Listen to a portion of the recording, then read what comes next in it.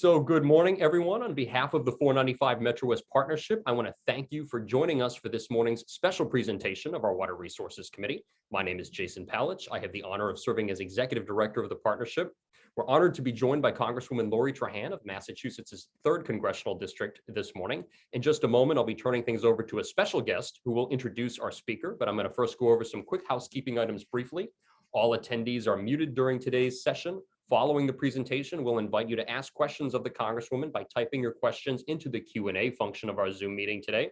I will moderate the Q&A portion by selecting questions and reading them aloud to our guest. Please note that, of course, any questions which are disrespectful will not be asked, and questions which are overly lengthy may be shortened in the interest of time. Unfortunately, the Congresswoman will need to depart a little earlier than planned to attend to some urgent congressional business today, such as the nature of serving as a member of Congress. We'll be sure to get started shortly to make the most of the time we have with her. In a pre-pandemic meeting of the 495 MetroWest Partnership, we'd begin by our participants all going around the room to introduce themselves. At this time, in keeping with that spirit, we invite you to utilize the chat function to introduce yourselves with your name, title, and organization so folks can get a sense of who's all with us this morning. Should you experience any technical problems during the session, our immediate guidance is to log out, then log back in. Should you need further assistance, the Partnership's Manager of Policy and Planning, Jeremy Thompson, is available to assist you and can be reached by email at jeremy@495partnership.org. Finally, please note that today's session is being recorded. At this time, I'm going to turn things over to a special guest to introduce our featured speaker this morning. Speaker Pro Tem Kate Hogan has represented the 495 MetroWest Partnership communities of Bolton, Hudson, Maynard, and Stow, and the Massachusetts House of Representatives since 2009. A key member of Speaker Mariano's leadership team, she works as a bridge between House leadership and members to tackle some of the state's biggest issues. In the past, Representative Hogan has served as House Chair of the Joint Committee on Public Health and co-chair of the Elder Caucus. Speaker Pro Tem Hogan is currently serving as House co-chair of the PFAS Interagency Task Force, an issue on which I know she's worked extensively with our featured speaker this morning. The Speaker Pro Tem is also an active member of our advisory council here at the 495 MetroWest Partnership. And with that, I'll turn things over to our special guest, Speaker Pro Tem Kate Hogan. Thank you so much, Jason. Appreciate the intro. But really today, I'm grateful to be here to introduce a dear friend and colleague in government, Congresswoman Trahan. Congresswoman Trahan proudly serves the constituents of the Massachusetts 3rd District, which fortunately will continue to include most of the constituents in my state House district, which is also a 3, Middlesex 3. Congresswoman Trahan is a Lowell native who has served as well in Congress since 2019, where she is a vocal advocate for the issues facing each of the 37 cities and towns she represents. She's used her seat on the powerful House Energy and Commerce Committee to push legislation that will address the imminent threats posed by climate change and protect the Commonwealth's waterways, drinking water supplies, as well as advocate for 3rd District residents working to expand access to affordable quality health care, protect kids online, fight disinformation, and so much more. In addition to her efforts to clean up rivers throughout our district, especially the Merrimack and Assabet, that have been so affected by combined sewage overflow, she's also been a critical partner to me in our efforts to address harmful PFAS contaminations. The communities that we both represent have been adversely affected by exposure to these dangerous chemicals, and I'm grateful for her role in advancing the PFAS Action Act through the House of Representatives in recent weeks. This bipartisan legislation, and I think it's so important when legislation can be called bipartisan, because that is essentially how we're going to be able to get things done. The bipartisan legislation will bolster our efforts here in Massachusetts. I look forward to hearing from the Congresswoman about specific provisions and the path forward to get the federal resources we need to clean up contamination and prevent future exposure. When the coronavirus pandemic hit in March of 2020, Lori rolled up her sleeves and got to work. She secured hundreds of millions of dollars in federal relief funding to keep workers and businesses afloat, ensuring hospitals and health centers remain open and shorten the Commonwealth's road to recovery. I can personally attest that this money has had a profound impact on communities like the ones I serve. As vaccines were being distributed, Lori worked hard around the clock to make sure each individual community had the resources and support necessary to get shots into arms and save lives. As families across the 3rd District recover, Lori is working to ensure that no one is left behind. I am so proud to be here to introduce to you Congresswoman Lori Trahan. Oh, well, good morning, everyone, and thank you, Speaker Pro Tem Hogan, for that gracious introduction.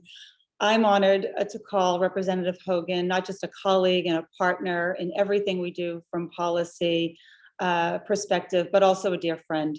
For those of you who know her well, look, her relentless commitment to advocating and supporting her constituents and tackling important issues for our communities like PFAS is hardly a surprise. In fact, it's exactly the kind of leadership that the hardworking folks that she represents in the 3rd Middlesex have come to know so well over the years. So thank you, Kate. I know you have to head into the State House, and you and I have talked so much about PFAS. You know exactly what I'm going to say in the coming moments, but it is a pleasure to be with all of you today. I mean, I greatly appreciate everyone joining to discuss water infrastructure, PFAS, CSOs, and how Congress is working to solve these issues, which are critical to Massachusetts and specifically these communities. It's hard to believe that it's been 2.5 years since we met in person. I mean, as part of our infrastructure tour when I first took office. I mean, since then, our world has certainly turned upside down, but we're still talking about infrastructure and how desperately we need to invest in our future. You know, I recall from our prior conversation how important these investments are to your businesses and communities. And what I can finally tell you with great confidence, certainly more than I had 2 years ago, is we're really, really close to getting this over the finish line. So let's start with PFAS. Without a question, this issue should have been dealt with not years ago, but decades ago. And as you know, time is not on our side. We cannot just close our eyes and hope the issue will vanish in a few years. After all, PFAS chemicals are man-made and have been used in common products such as firefighting foam and nonstick cookware, water-resistant clothing, cleaning products, paint, sealants, personal care products, cosmetics since the 1940s. Manufacturers and distributors of products containing PFAS have known for decades about the dangers the chemicals pose to people's health, but have done little about it.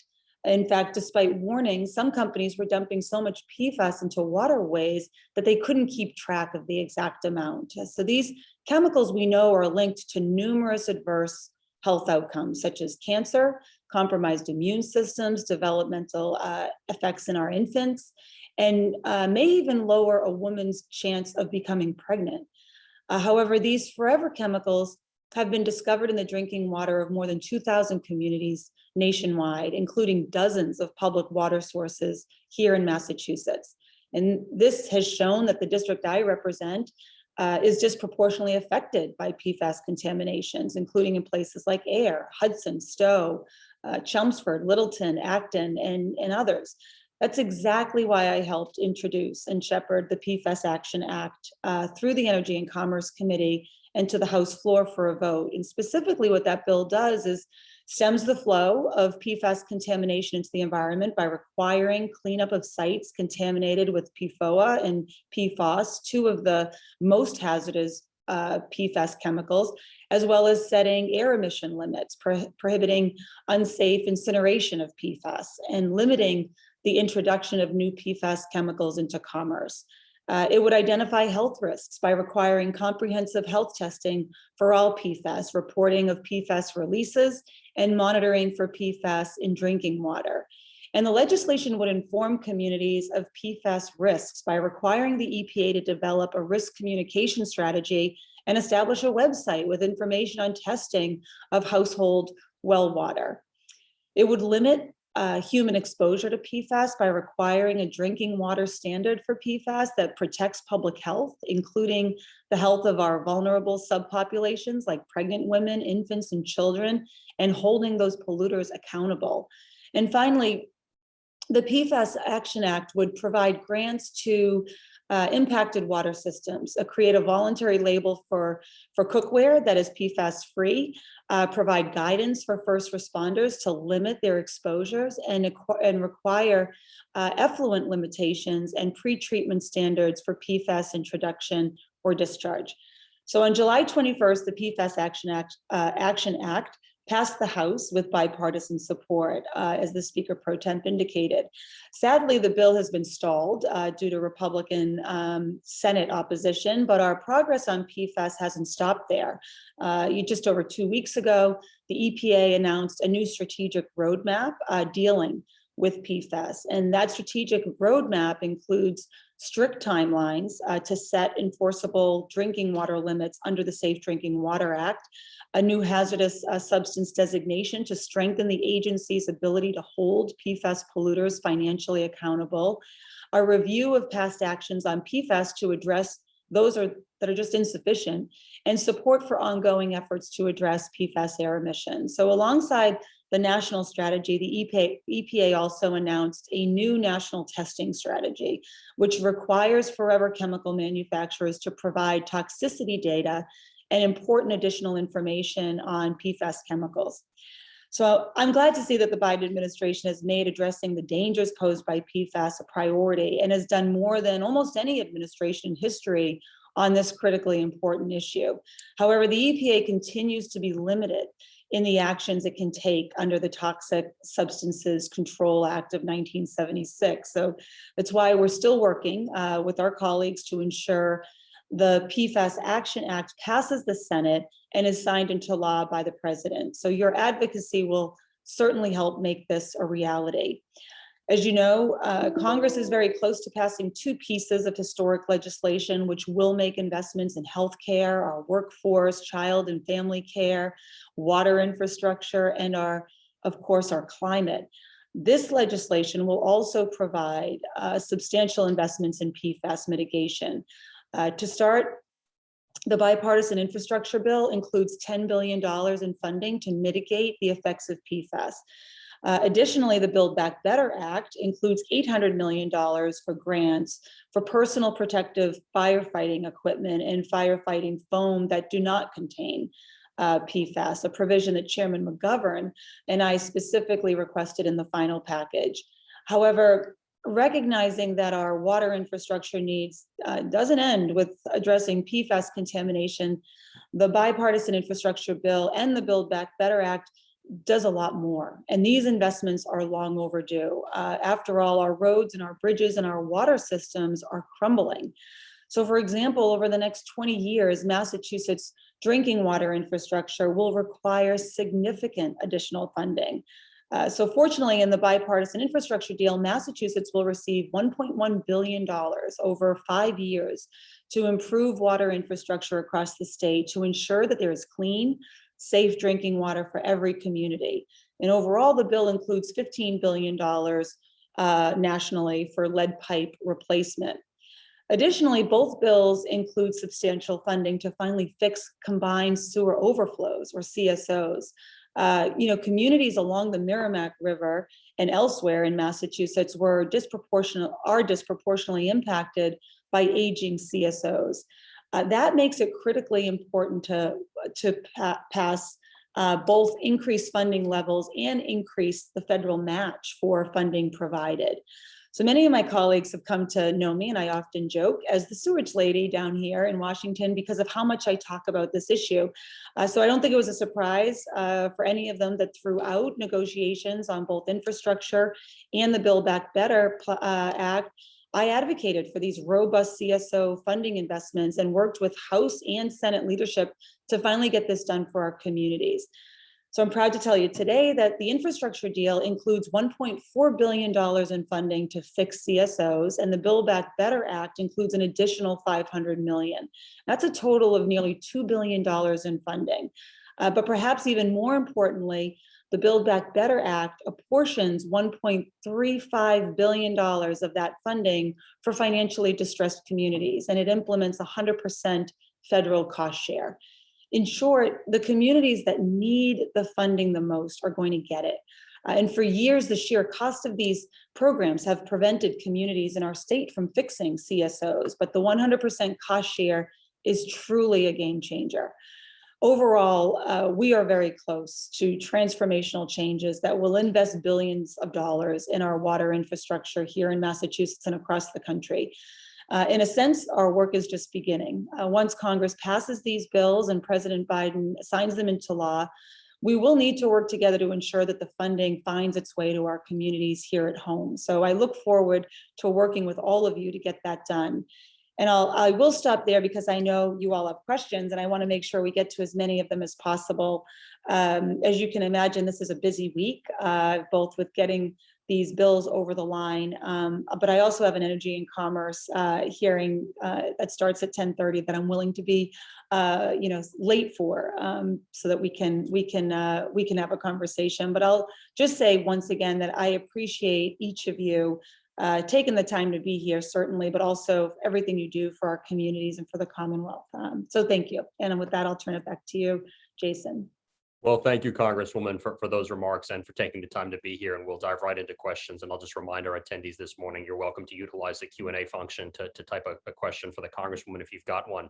But let's start with the bipartisan infrastructure framework, which you've alluded to. Sort of a two-part question. And you had already touched on this, but if you could elaborate a little bit on where you see opportunities for water infrastructure in this pending legislation. But related to that, I know there's a lot of noise in Washington this week about election results and what does that or does that not mean for passage of the bill. How confident are you that we're going to see an actual bill come out of this? I know a lot of our stakeholders are very excited about some of the infrastructure investments you've been talking about. And I know that a big question on everybody's mind is, what is your expectation for this turning into a reality? Yeah, no, it's a great question. And look, I think this week has only added to the urgency of getting these deals over the line.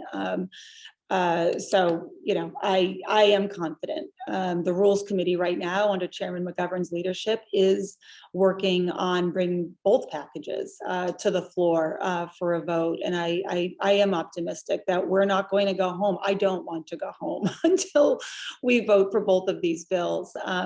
So right now, the bipartisan infrastructure framework invests $55 billion to fix and improve our water infrastructure. This is the largest investment in clean drinking water and in wastewater infrastructure in our country's history.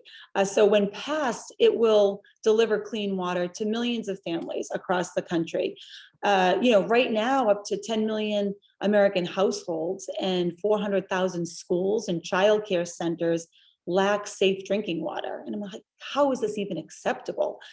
I do not anticipate anything in the bipartisan infrastructure framework to change. It's already passed the Senate with Republican support, and it would be too risky to attempt to make changes to that bill now, as that would require a Senate vote. Again, we want to pass this in the House so that it can proceed directly to the president's desk.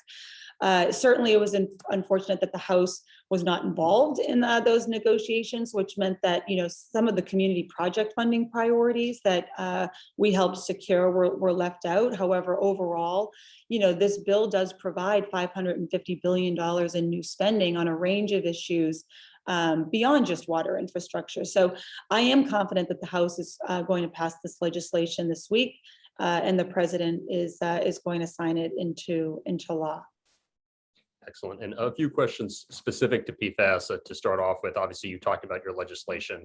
EPA recently unveiled a new, what they're calling a strategic roadmap to confront PFAS. Curious to get your thoughts on EPA's new strategic roadmap. What do you like about it? Do you think it falls short anywhere? Yeah, it's a great question. And like I mentioned before, this roadmap is a great first step to confronting PFAS contamination. However, the EPA continues to be limited in the actions that it can take under the Toxic Substances Control Act of 1976. And that is why we need to pass the PFAS Action Act, right? I'm aware that some advocacy groups are concerned that the EPA is making empty promises that it cannot keep. And no doubt the EPA needs to act, and it needs to act fast to set timelines and limits on PFAS. But as a member of Congress, I have a solemn oversight responsibility of executive agencies like the EPA. So I plan on watching closely, holding the EPA accountable should it not move forward on PFAS regulation. But I am optimistic because, you know, it seems that we finally have an administration that's taking this issue with the seriousness that it deserves. So what we need to do now is bolster what the EPA can do and their authority, their ability to hold PFAS polluters accountable, protect our communities from being exposed, and provide the help necessary to those who have been exposed already. And that's what the PFAS Action Act aims to do. Certainly. Another question that was submitted to us in advance by one of our board members, Allison Field-Juma from the Organization for the Aspet Sudbury Concord Rivers, was to get your thoughts on green infrastructure. Obviously, infrastructure investments, as we've talked about this morning, are a big theme in Washington right now. Yeah.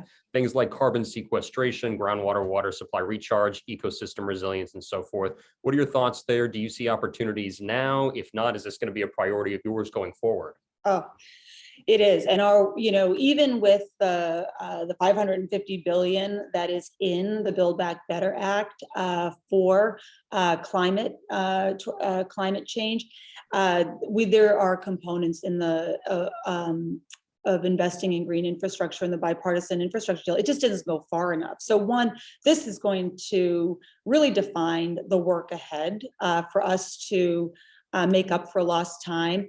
But green infrastructure has to be part of our future, whether that's, you know, re-outfitting housing and buildings to be more energy efficient, purchasing electric vehicles for federal use, or making our grid more resilient. There are countless ways that we can invest smartly. These investments will not only reduce our carbon footprint, but they will also create new industries and new jobs along the way. So, you know, I'll give an example. You know, as a Bay Stater, I'm so excited about the Vineyard Wind project. This is the nation's first utility scale offshore wind energy project, and it's just 15 miles off the coast of Massachusetts. So that project is going to generate renewable, affordable energy for over 400,000 homes and businesses while reducing carbon emissions by over 1.6 million tons per year. But the project's also going to create thousands of stable union jobs throughout our state, up and down the supply chain. So I strongly support these types of forward-thinking investments that benefit, you know, both our economy and our environment. Certainly. Moving to questions from our audience members today in the Q&A, we've got a question about the potential to treat PFAS as a class. We've got a questioner, you know, noting that when regulations have come out in the past, perhaps banning one PFAS compound, there might be a new one that emerges. Speaking specifically to your legislation, will your legislation treat PFAS as a class? And what are your thoughts there about, you know, obviously industry evolves, chemicals change. Do you feel that you're, you know, expanding the question a little bit, do you feel your legislation is elastic or resilient as such to sort of prepare and protect for things that might come in the future? Yes. So one, I think the big thing that our legislation does is it gives the EPA that power.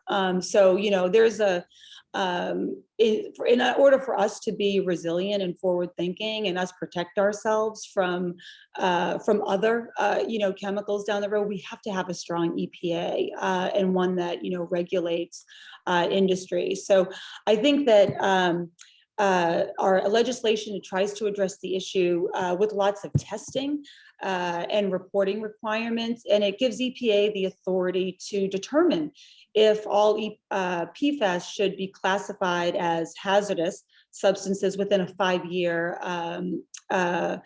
SBA designated the most dangerous PFOA as dangerous substances, and that is, I think, what we need the EPA to continue to stay in front of, and this legislation gives the agency that authority. Absolutely. And another question sticking to your bill, you know, somebody curious as to the potential for Senate support. Obviously, you've succeeded in getting it through the House, which is no small feat. You know, they're asking, you know, is our Senate delegation here in Massachusetts supportive, and what are you hearing on that front? Yeah, so certainly the Massachusetts delegation is 100% aligned and supportive of the PFAS Action Act. Look, this has been our issue on many issues, but I have to tell you, you know, I used to sit on the Armed Services Committee, and this would come up, and it always had bipartisan, you know, support. Certainly, it's come up on the Energy and Commerce Committee, and you see. You know, Republicans and Democrats come together on this. Now, one of the reasons why we need to get through the bipartisan infrastructure and the Build Back Better Act is because we have a long list of things to work on. We have a long list of things for Republicans and Democrats to come together on. And I could rattle off that list, but PFAS is one of them. And so, certainly there likely will be changes made to that deal. I mean, I think just from a philosophical standpoint, there are many Republicans who do not believe in giving more authority to our regulatory agencies. But I do think that there are things that we can come to agreement and find common ground on. And that's what we'll be working on. This is an issue all across the country. And whenever you have issues like that, I mean, just like I'll use the same model I have for combined sewage overflow, which I introduced with Darren LaHood, a Republican in Illinois. Whenever you have aging water systems, that is not a political, that is not a divisive issue. And so I think on the ground between rank and file Republicans and Democrats, we come together to provide for our districts, to provide for our states. And we have to, continue pushing that against the leadership of both chambers to make sure that we can get that legislation passed. And sticking with that theme of the sort of very unique bipartisan element to this issue, and that is unique, unfortunately, as you know better than most, there aren't all that many issues right now that sort of have this bipartisan flavor. I want to sort of wed this theme with some comments and questions we're getting in the chat and the Q&A, which speak to the concern and alarm from a lot of municipal officials about cost. Everyone is concerned about PFAS. It's an emerging issue, but obviously cities and towns, they primarily dependent on property taxes, limited budgets. I know you've talked specifically about some of the financial resources that come with your legislation and the BIF, the Bipartisan Infrastructure Framework. When you talk to your colleagues across the aisle, in addition to this commonality on the issue, do you have a sense that your colleagues understand for municipalities, cities, and towns, sort of the burden that they might face and the need to put some resources behind dealing with this issue? Yes, well, I can tell you that, we had a lot of trouble, getting funding to our cities and towns just during COVID. And so it's look, there are some age-old divisions between both parties in terms of how big or small government is, how much the federal government helps states and municipalities. I mean, we obviously came right up against that when we were passing the American Rescue Plan, and that was intended to get money right away to our cities and towns who were struggling beneath providing more services and having so many revenue shortfalls. But I also then, having said all that, I've also worked on this Combined Sewage Overflow Act, which there was just a common understanding that cities that are discharging effluent into rivers and waterways, they don't have the money. These are billion-dollar investments. And there was a time in our country, back in the 1950s and 60s, where the federal government did grant, these dollars so that cities could help upgrade their infrastructure. We pose the same issue. We pose the PFAS issue the same exact way. This is hitting towns that do not have budgets to mitigate or protect their communities, to protect their businesses, to protect their families. And so the federal government does have an obligation to step in because the alternative is dire for communities. And so, that seems to resonate more. Now that we can get down into the details in terms of what kind of match that looks like, how long we authorize a program like that, how much authority we give to the EPA, but that burden is on us to figure out that this is not a single town's responsibility or problem, and that this is going to impact many communities across our country. So I remain really hopeful, given the conversations that I've had with all of my colleagues, both Democrat and Republican, that we can get relief. We can get relief to our municipalities who are really struggling to do the right thing, just don't have the resources to do it as quickly and with the urgency that it requires. Absolutely. And we've got time for one more question, recognizing Congressman, you've got to get to committee session to cast some votes. And our final question will come from Peter Lowett with Devens. It's regarding the combined sewer overflow, the 100% cost share. And of course, sticking with the theme, will that be a grant or is that going to be some sort of other funding mechanism? That is a grant. And the word everybody loves to hear. So look, we have relied on, the state revolving, the state water revolving fund for a long time. But if you're Manchester, New Hampshire, or Lowell, Massachusetts, you're basically negotiating a 30 to 40-year plan to mitigate those upgrades to the water infrastructure so that millions of tons of sewage is not discharged into the Merrimack River in this case on a given year. So I think there's a recognition that if we are going to mitigate this pollution in our rivers, that we have to give it an upfront investment. We have to do that quickly, and we have to prioritize communities that are least equipped to make those investments. And so that's why the grants are so important, because even with the state revolving fund, communities can't afford to pay those back, or they have to stretch it out over a long horizon. And this is an urgent problem. One of the reasons why it's so important, and you've heard so many of us talk about combining these two packages and voting on them at once. I mean, I know the details sometimes get just sort of lost in the shuffle especially when you're watching the headlines on cable news. But the bipartisan infrastructure made, a significant investment. But where the grants come in, the 100% federal match, the prioritizing distressed communities was with the Build Back Better Act. So those were the pieces that really sort of fortified the water infrastructure investments that were originally negotiated through the Bipartisan Infrastructure Act. So those two together are very powerful.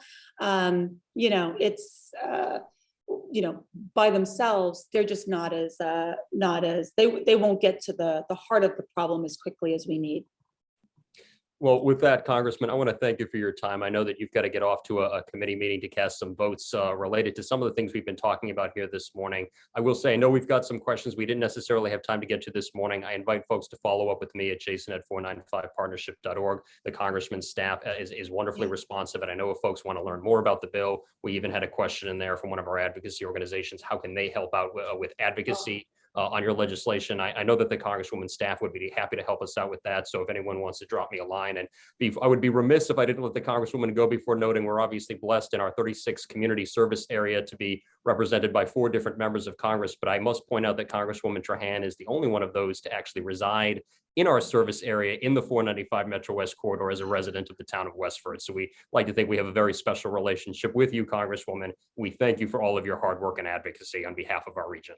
Oh, well, thank you so much. And look, there's no question that the Massachusetts delegation, many of the members who represent this area are some of the most powerful in Congress. So I get to work with them, and it is a joy. But I will say, thank you so much. Just quickly to our advocacy groups. Public opinion really matters, right? I mean, it is what gets the attention of folks here in Washington. And so, never stop what you're doing, both from an advocacy perspective, to elected officials, but almost more importantly to communities, right? It's when people get informed, that public opinion really does shape and put pressure on elected officials to pay attention to an issue that maybe they didn't know enough about or didn't know it impacted the people that they represent. So that work is so important. I'm grateful for it every single day. And look, definitely send those questions along. We'll be happy to answer every single one. I'm sorry I can't spend more time, but hopefully the next time we get together, it'll be in person. So thanks again, everyone.